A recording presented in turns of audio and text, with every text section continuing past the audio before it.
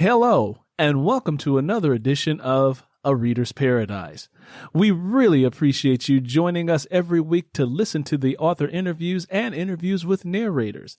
Say, if you like the interviews and the performances here, please take a moment to hit that subscribe button and leave a rating and review wherever you listen to podcasts. So, folks, today I have something very interesting and different for you. Here on The Reader's Paradise, today we have David Clark. And David is an audiobook narrator, and here's just a little bit of his story. Born and raised in the UK until about the age of 15, then he moved to the Netherlands, and then back again to university where he started his CV degree, where he finished his CV with a law degree. He spent a part of his life working a multitude of different jobs ranging from banking to nursing to pastoring to computer programming. And finally, he had a corporate career as a senior manager at a large UK company as an IT director. He's also been to the Middle East and then to Dallas, Texas, where he served as a senior vice president of professional services with a U.S. software company. Now, David, I know that's not all of your story. That's only part of it. Why don't you tell us a little bit more about you? Okay, so of course, important personal information. I've been married for 40 years to my wife, Lena. I have 3 grown-up sons who make me feel old. Because I now have 4 grandchildren, so that's 2 grandsons and 2 granddaughters. But they keep me young, I guess, because you know what young kids are like. And I'm lucky enough to have 3 of those grandchildren only living about 10 minutes away from here, so that's great. My life developed in Dallas after I finished my senior vice president job in the corporate world, and I began to be pretty disillusioned, really, with the whole corporate life that I was living. And for a long time, right from the age of 18, I fell in love with espresso coffee on a trip to Italy, which I hitchhiked with a friend called Chris from Holland when I was in Holland. We hitchhiked down to Rome, and that's another story because I was held at gunpoint by some people who picked us up. They tried to rob us of our money and threatened to kill us if we didn't give it to them. We ended up getting out of that. We lost some of our money, and my friend lost all of his stuff. But we survived, and we got out of it. And one thing that I picked up from my trip to Italy was a real love for espresso coffee. And I became the coffee nerd, to all my friends. And as I left the corporate world here in Dallas, I started to put a vision together for coffee based around community, and opened a coffee shop here in a place called Grapevine in Dallas-Fort Worth, which was 14 years ago now. That's expanded and become 2 coffee houses, and we have a roastery where we roast all our coffee, and we also have a bakery where all our baked goods are made. And that's been a real interesting ride. First few years was really hard. My wife was the main source of income, was our business, took a while to get off the ground. But eventually it became to be profitable, and it's been really good to us in the last few years, although this year's been tricky, as most people have found. And we've been really enjoying serving the community and getting to know people through that, and it's been a great ride. And now I used to work like 120 hours a week. Now I'm down to about 20 hours a week, which is great as I'm getting a little older, and also gives me time to do some of my things that I like to do, which is narrating audiobooks and flying a little plane that we managed to pick up, because at the age of 60, I realized my lifelong dream to get my pilot's license. So that's a little bit about my other bit of bio. Wow, that sounds exciting. So, a couple of questions for you. Well, I'm quite sure the, listeners will probably want to know. The first question is, how did you get out of the issue or the situation with being robbed? Oh, yeah. Well, so what happened was, this is a strange thing. So they were threatening us, and for some reason or other, and we still can't explain it. I've seen my friend again recently, and we talked about it again. both of us started to scream at the top of our voices. We're in the middle of a field, by the way, in the middle of nowhere. They'd driven us out there, and they were obviously, they had it all planned. And we raised our voices and started screaming and shouting. I still don't know how or why that happened.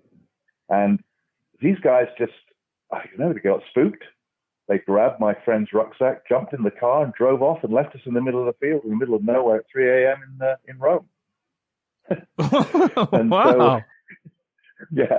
So we walked down the road, and funnily enough, by the time we found somebody at 4 a.m., there was a DJ leaving his disco, finished for the night, walking out into his car, and we walked past as he was doing this. He asked us, hey guys, what's going on? And we told him what had happened. He said, hey, jump in the car, I'll take you home and you can stay at my place. So, we went from almost being robbed and killed to being taken to somebody's house. And he took us to the British consulate. We managed to get a new passport for my friend, and he took care of us. And our holiday went on after that. Oh, wow. How young were you when this happened? I was 18 years old, just finished high school. Oh, okay. All right. Yep. It reminds me, when I was around that age, a friend of mine, we were into bicycling. And so here in the United States, at the time, we bicycled basically from Chicago all the way up to Devil's Lake, Wisconsin, which is quite a bit of, quite a bicycle ride to put it mildly. And there were, we had that sort of adventurous sort of spirit about us, and we ended up camping out in some farmer's cornfield. We set up our little tent, and we got comfortable, and we went to sleep. And about the most exciting part for us was the following morning, as the sun was coming up. The sun's shining in on the plastic tent or whatever, and it's just covered with bugs, insects just crawling all over the place. And so finally we realized that, those bugs were mosquitoes. So oh no. Yeah. So we had to figure out how we were going to, get everything packed up, get everything on our bikes, and get back out to the road with being bitten as little as possible. Needless to say, we were bitten very thoroughly. They had a feast on us, so that's my little adventurous story.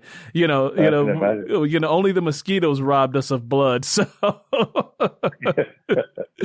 So David, so you also say that you had a coffee shop. So in your coffee shop, did you ever have any readings or any poetry things there, or was it just your coffee shop where people just came and did what they did? Yeah, no, we actually did. We used to have an open mic night. We don't do it right now for obvious reasons, but we have in the past had an open mic night, and we used to have a lot of music. There's always the singer-songwriter guitar players, plenty of those. But we tried to broaden it a little bit, and we used to have people reading poetry.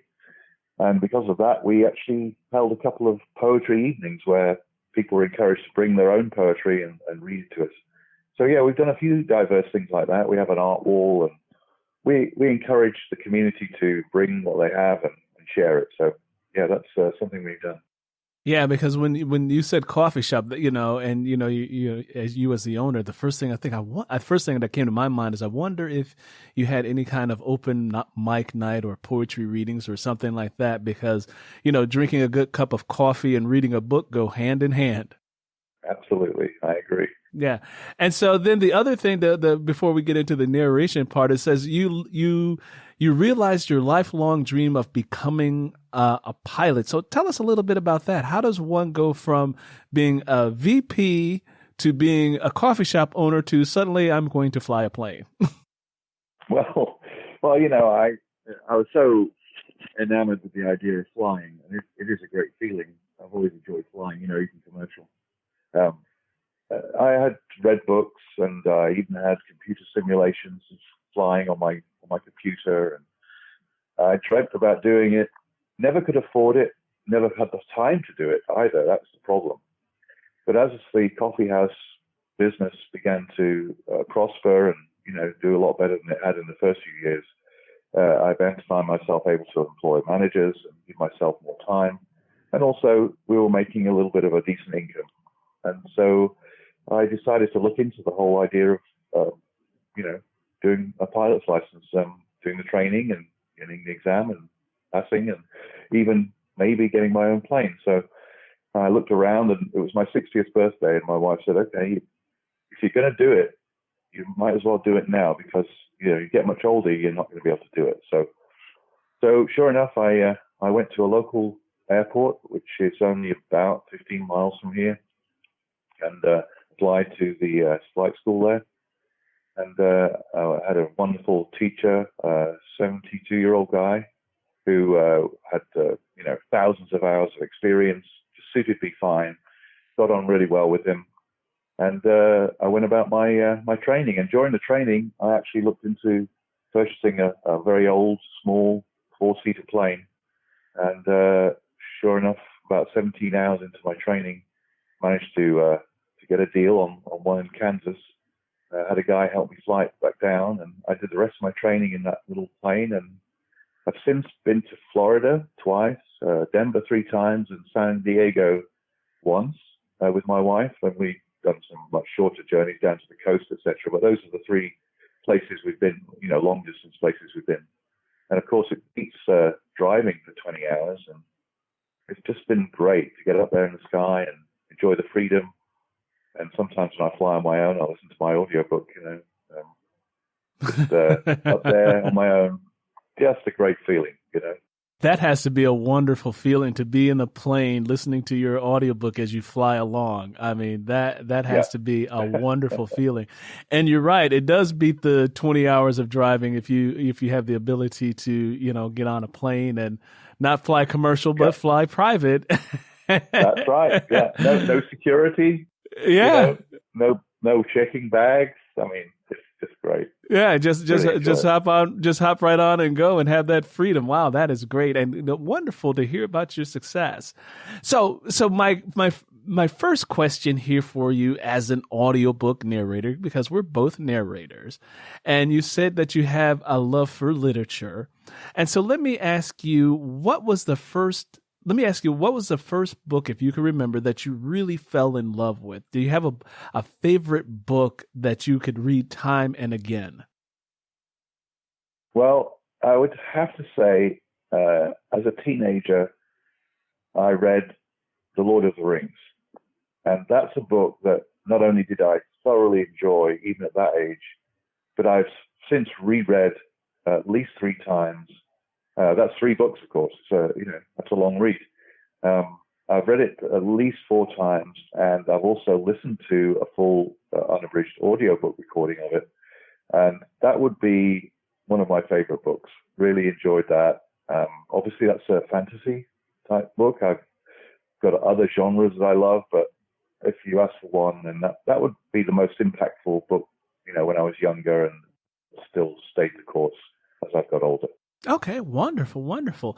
And then let me ask you this. This is a I guess a performance question. I know you've narrated a number of books, but out of the books that you've narrated, is there a character that you just absolutely loved narrating? Yeah. There's quite a few, because once you get into a book, as you know, as a narrator, you start to take on the characters of those people that you're reading, especially if they've got voice parts. And I love reading books that have voice parts, creating a character through the way the voice is spoken. So I've got plenty of, there are plenty of characters in the Count of Monte Cristo that I did that I really like. But if I had a favorite character that really I enjoyed putting some life into, it was Sherlock Holmes.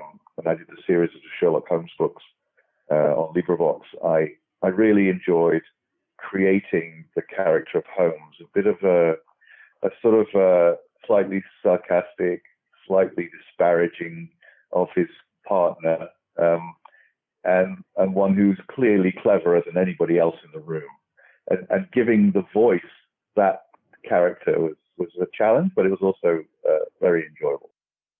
So Sherlock, so that's Sir Arthur Conan Doyle who wrote that, right? Those are his books. That's correct. Yeah. Okay. I remember when I was growing up, I was a Sherlock Holmes, reader too, and I remember one of his books that I absolutely loved was, I think it was called The Hounds of the Baskervilles or something like that.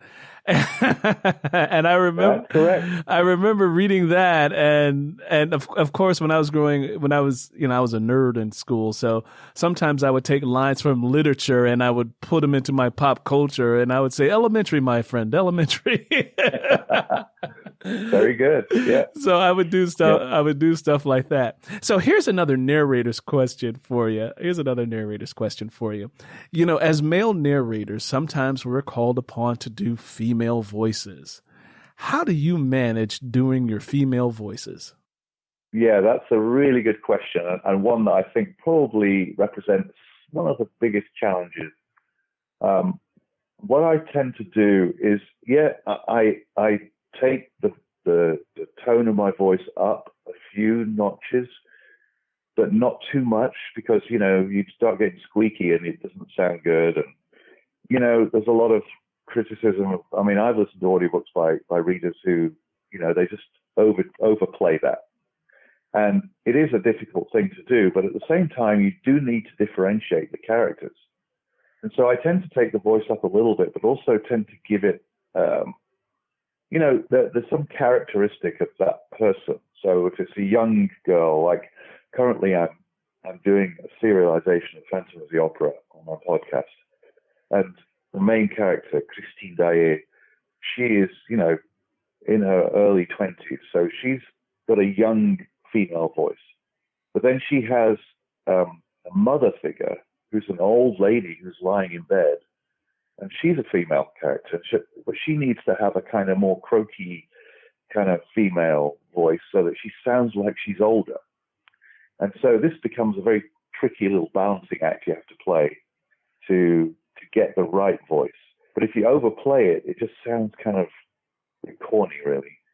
So yeah, that's a great question and a great challenge. And I'm not sure I always get it right, to be honest. I try, but... Yeah, because I know I struggle with that often, especially if like right now I'm narrating a book that has about 6 female characters. Yeah, and trying to do acrobatics with my voice to get, to get the right consistent tone of the characters.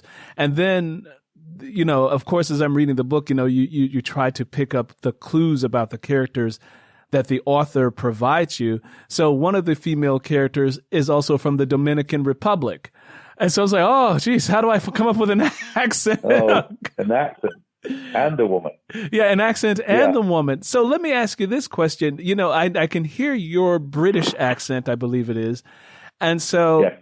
So how do you deal with, do you only narrate books that are perfect for your accent, or have you narrated other books where you needed a more American accent or something else? Like, have you had any challenges with that? Yes, that's a good question. Well, the one commercial book that I've done, which is just recently published, is actually written by an American. It's an autobiographical style picaresque novel, and the main character is American. But what I did was I narrated it, because it was first-person narration, with my own accent, because the pressure to do an American accent for the whole book would be too much. But every time he actually speaks, I use an American accent with his character. And that allowed me to differentiate him speaking in his narration, i.e. the book, and actually taking part in conversations in the book. And then most of the other characters were American as well, and I had to kind of differentiate between more West Coast kind of accent and an East Coast accent. And I'm sure I didn't get it right all the time, but the guy who wrote the book said it was, it worked pretty well. But he was not sure to start with about me using my British accent to actually narrate the book. But as it turned out, it gave the narrator a kind of separate voice. And I think it worked out pretty good in the end. Oh, wonderful, wonderful, wonderful. Yeah, I know I have, there are certain accents I can do well. And then there's certain accents that I, struggle with. I know there was this one book I narrated, and there were a number of Irish characters. And and so the way the linguistics of an Irish person speaking English, they do little different things phonetically with the letter R and things like that. And so I remember I went to the University of YouTube, and they have all these videos all these videos of how to sound a particular way to get a particular accent. And I remember just, practicing and practicing and practicing because it wasn't my natural way to speak. But when I got to this character, I had to, just, do my best with it. And it was tough. It was tough. So, some people may think, oh, you're just sitting down reading a book. And it's like, no, you're actually performing it because you have to sell that character. You have to sell that energy. You have to sell those emotions. Would you agree? I totally agree with you. And that's the other thing is, maintaining the accent and then on top of it, bringing the emotion and bringing the kind of state of the conversation and the character of the person. When you put all that together, it's quite a challenge. And I've heard professional narrators lose their accent a little bit, because I happen to speak 2 or 3 languages, and so some of those accents are easier for me to do. And so I hear professional narrators who do a pretty good job, but then they lose that accent occasionally because, and I understand because I've been there, they're trying to express something, and that takes over from the accent. And their natural accent kind of pervades what they're saying because they're really focusing on trying to convey something of what the character's saying and how they're feeling. And so it's just difficult to put all those pieces together into one line and get it right. Yeah, I know that is so true for me too, because especially when you're self-directing, it's really hard when you're in the booth and you're directing yourself because you can be a harsh critic on yourself, and then sometimes you just got to say, well, it is what it is, and sometimes when I play back what I've just read, I'm like, oh God, it sounds horrible, or I was like, oh, let me do that again, or try to really nail the performance or nail the intent of the writer. It is not easy, sitting in a little dark booth, with some text in front of you and say, okay, let's imagine and, bring these people to life. Yeah. And don't you find it really hard listening to yourself? I mean, that's going to be the worst thing. I'm listening to myself and I'm so hypercritical. I could listen to somebody else's voice and think, oh, they're wonderful. They're doing a great job. And I'll listen to myself and think, maybe I should do that again. And I get kind of critical about it. And then somebody else will say, no, it sounds really good. I think just listening to your own voice. Yeah. It's just difficult. Yeah. Listening to your own voice, especially, God, there has been a book or two where there was a love scene and I was like, oh Lord. And I'm sitting there saying, okay, I have to put on the baritone voice, say, come here, and it's like, and it's like, oh my God, like put my finger down my throat and just like choke myself, Well, that's such an interesting thing you should say, actually. But I have a good friend who started listening to the commercial book that I put out recently. And because it's autobiographical, it's me that's telling the story. And this guy, it's a picaresque, so he's a bit of a villain. And there are some adult scenes in there that I'm narrating. And she told me, she said, I don't know I can listen to this because I keep thinking it's you that's saying this and it's you that's doing these things. And I'm like, I understand totally. This is a tricky thing, to separate yourself and for other people to separate you if they know you from the character that you're reading. And she actually struggled with that whole thing, not being able to listen to my narration because it was too personal and it was too much still me that was reading it.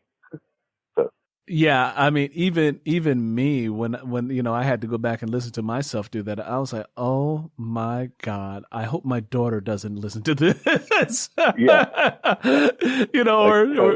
or they just fast forward that, or wait until I'm dead, then go listen to it or something like that. Let me ask you this question. Yeah. This is a fun narrator's question. I'm not sure if I asked it already, but if I did, I'll clean it up. But anyway, I know when I narrate, when I've narrated a book, there is, as you said, there are several characters that you get into, but sometimes I get into a book and I fall in love with the characters, and suddenly I don't want the book to end because I'm enjoying being with these characters, because after a while they become real to life to me. It's like I'm spending time with them, and the fact that my body's a vehicle for voicing them, that becomes all the more intimate. Have you ever experienced that before, where you've narrated something and you're like, I'm coming to the end of this, and I'm leaving these characters, and I'm kind of sad that I am? Yeah, I can definitely identify with that. Funnily enough, I think it's a kind of it's a bittersweet thing for me, because that one of the books that I felt that very strongly was The Count of Monte Cristo, because the whole story arc, involves this guy getting treated abominably and then getting his revenge finally after 1,200 pages, and so it's such an effort to do the whole book. It was a lot of work, and I got really deeply into his character, and I was rooting for him, and I knew the story, but it was still, as you're going along, you sort of get involved in it. But at the end, it was like, yes, I was sad that I was leaving him behind and the characters around him behind. But it was also kind of, wow, I finished this thing. It's taken me nearly a year altogether to do all these chapters, and it's done. So, yeah, I can understand, the sadness, but I have to say I also felt relieved as well. Yeah. That I'd actually got through it and made a pretty good job of it as far as I could see. Yeah. I mean, and that's great that you feel that way too, because I know I've felt that way on a number of projects. Is there an author, living or who has passed away, that you have read that you would love to narrate their work? Is there an author that you admire or that you would love to meet and narrate their work? Yeah, good question. There isn't just one. In fact, my latest project, the podcast that I've started, there are a number of classic authors who I can't meet because they're already passed away, who I would have loved to have met. And talk to them about what made them write what they wrote. I think one of the authors that I'm going to be doing at least one of his books is Charles Dickens. He's so British, and he lived in a time that was so different from what we live in now, and yet he captured it so well. You think of some of the books that he wrote that showed what life was like in his England. David Copperfield, Oliver Twist, just as a couple of examples. Here's an author who went deep into the culture that he was living in and managed to reproduce it in literature. So he would be just take one off the top of my head, he would be one that I'd love to talk to, but of course I never will get the chance. But in a way, he's talking to us through his book. So to actually narrate one of his books, which I'm planning to do at some point, I think will be just a tremendous experience, and will give me an insight into what he was trying to portray. Yeah. You know what? You bring up Charles Dickens, and, this, thing just came to my mind because because I've made this connection, at least in my mind. So Charles Dickens, of course, one of his most famous books is A Christmas Carol, with, Scrooge, the character Scrooge, or Bah Humbug, that sort of thing. But there's also, there's also an old Jimmy Stewart movie called It's a Wonderful Life. I'm not sure if you've ever seen it or have heard of it. But quite a while ago, but yeah.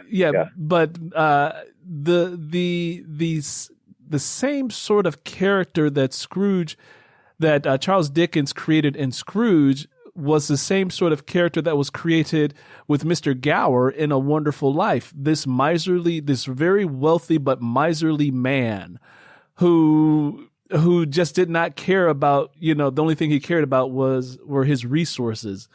And, the obsession of his resources and, not necessarily people.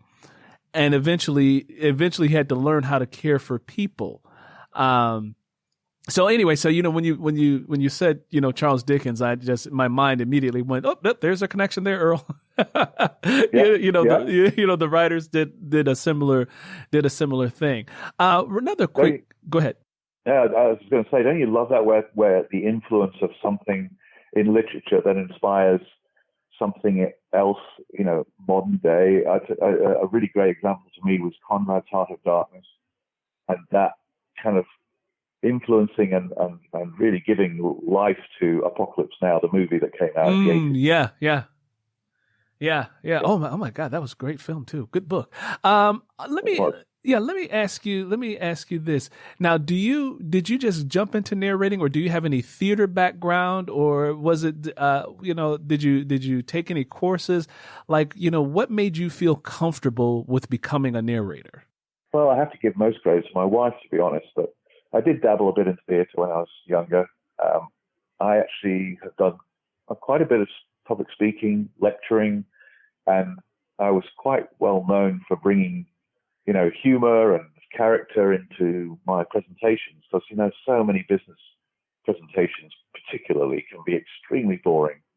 And I was quite well known for doing that sort of thing and asked to do it quite a bit because I was able to speak fluently and bring some life to what I was saying. And so that was something that was in the background. But in later years, I started reading out loud to my wife as she was busy knitting on the sofa or doing something else. And, we started going through different books that I'd enjoyed and she'd never read. And I started reading them to her and putting, characters and accents and all kinds of stuff into it. And she said one day, you really ought to record your voice. You're really pretty good at this. And I said, okay, so how do I do that? So I looked into LibriVox, which is the free site where you can actually just narrate any book out of copyright, and they produce it for you and put it out on their site. But she inspired me by telling me that she thought what I was doing was actually worth doing in that way. And I jumped in with both feet and did the Count of Monte Cristo first, which is crazy in some ways because it's about the longest book I've ever read. But, she gave me the confidence, I guess, to think that I might be able to do a good job of this. And then one thing led to another. I just got so much feedback from the Count, via email or comments on my blogs or comments on LibriVox. And, you can, if you go online, you can just type in my name and Count of Monte Cristo, and you'll see there's pages of comments. And it just suddenly, people actually appreciated it. So that gave me the energy to get on and do some more. But initially it was my wife. She just said, you should do this. And so I did. Okay. We all do what our wives tell us, right? Yeah, exactly. Yeah. Happy wife, happy life, right? Exactly. Yeah. Now this would be a good time if you would like, if you have anything that you would like to, share with us to read, this would be the time to do it. Is that something you want to do? I'd be happy to do that. In fact, I was thinking, we talked about accents and women. And, it's a little risky because I'm just doing this completely off the cuff, but I thought maybe I could read just a few lines from The Phantom, where three different characters, an old lady, a young woman, and her lover are in a conversation. Oh, this should be fun. So let me see if I can pull that off. She rose without showing any emotion. and offered him her hand. But Raoul's stupefaction was so great that he stood there dumbfounded, without a gesture, without a word. "Well, Mr. de Chagny," exclaimed Mamma Valerius, "don't you know our Christine? Her good genius has sent her back to us." "Mamma," the girl broke in promptly, while a deep blush mantled to her eyes, "I thought, Mamma, that there was to be no more question of that. You know there is no such thing as the angel of music." "But, child, he gave you lessons for 3 months." "Mamma, I have promised to explain everything to you one of these days, and I hope to do so, but you have promised me until that day to be silent and to ask me no more questions whatever." "Provided that you promise never to leave me again." "But have you promised that, Christine?" "Mamma, all this cannot interest Monsieur de Chagny." "On the contrary, mademoiselle," said the young man in a voice which he tried to make firm and brave, but which still trembled. "Anything that concerns your interests me to an extent which perhaps you will one day understand." Wow, that was excellent, man. You like that? That was wonderful. Your wife was right. I mean, the wonderful switches between those those 4, because there was a narrator in there too. So there was a narrator, the young man, Yeah. the woman, and the old lady. So that was 4 different people just that quick. And very distinguishable. Yeah. I like the old lady voice, how you put her in there. "Oh, child." Yeah, I love that. Good. Yeah, well, I kind of thought that would demonstrate a little bit what we were talking about earlier. So. Yes, it does. It really does. It really does. It really does. Well, David, I want to take a moment to say thank you for being with us here on A Reader's Paradise and sharing your talent with us.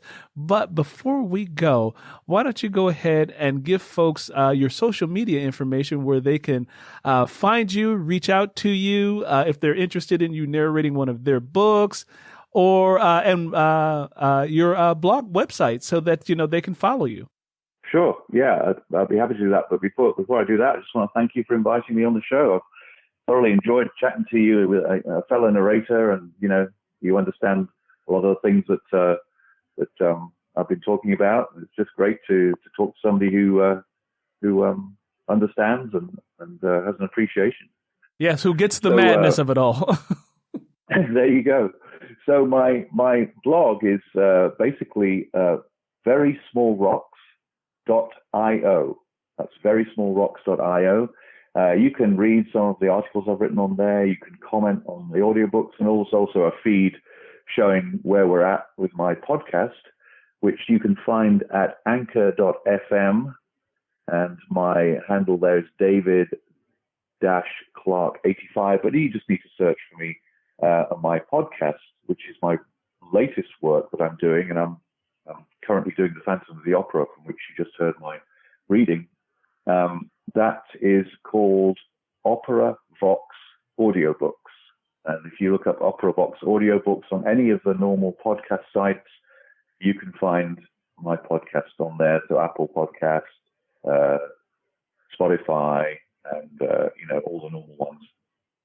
And then if you like coffee, my coffee house website is bgcoffee.net, and we actually do have our own roasted coffee that we sell on there, and you're welcome to try us out.